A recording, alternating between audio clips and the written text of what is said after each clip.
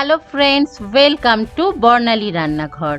আজকের পর্বে আমি ঘি আর দুধ ছাড়াই একটা সহজপাচ্য আর টেস্টি সুজির হালুয়া রেসিপি বানিয়ে দেখাচ্ছি। যাদের গ্যাস অম্বলের সমস্যা আছে তারা দুধ আর ঘি দিয়ে সুজির হালুয়া খেতে পারে না, কারণ সেটা খুবই রিচ হয়ে যায় আর ছোট বাচ্চারাও সেটা হজম করতে পারে না।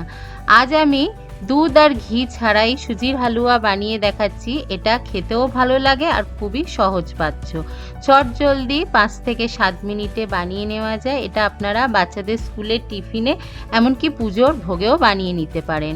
একটা কড়াইয়ের মধ্যে হাফ কাপ সুজিকে লো ফ্লেমে ভালো করে ড্রাই রোস্ট করে নিতে হবে। একটু ধৈর্য ধরেই করতে হবে, ফ্লেমটাকে বাড়ানো যাবে না। দেখুন এখন হালকা কালার চেঞ্জ হয়েছে, এর থেকে আরেকটু ডার্ক করব, তবে যেমন ঘি দিয়ে ভেজে লাল লাল করে ভাজা হয় সেই রকম পর্যন্ত কালার কিন্তু চেঞ্জ করব না, কারণ এর মধ্যে তেল আর ঘি কিছুই দেব না, তাই এটা পুরো টেস্টটা খারাপ হবে। ড্রাই রোস্ট করে নেওয়ার পরে এর মধ্যে আমি 2 কাপ জল দিয়ে দিলাম। জলটা একটু বেশি দিতে হবে, তাহলে একটু সফট হবে, খেতে ভালো লাগবে। 2টো ছোট এলাচকে ফাটিয়ে দিয়ে দিলাম আর একটা তেজপাতাকে 2 টুকরো করে দিয়ে দিলাম। এর মধ্যে আমি একটু কাজু আর কিশমিশ দিলাম, এটা অপশনাল, নাও দিতে পারেন। আর চিনিটা খুবই কম দিলাম, 4 টেবিল স্পুন। আপনারা চাইলে চিনির পরিমাণটা বাড়িয়েও নিতে পারেন।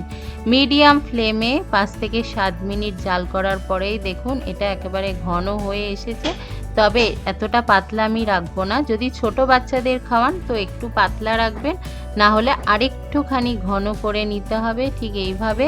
আর এই সুজির হালুয়াটা গরম গরম খেতে কিন্তু খুবই ভালো লাগে। তৈরি হয়ে গেল আমাদের আজকের রেসিপি, ঘি আর দুধ ছাড়াই চটজলদি বানানো একটা সুজির হালুয়া রেসিপি। অবশ্যই বাড়িতে রেসিপিটা ট্রাই করবেন, আর আপনাদের কেমন লেগেছে সেটা আমাকে কমেন্ট করে জানাতে ভুলবেন না।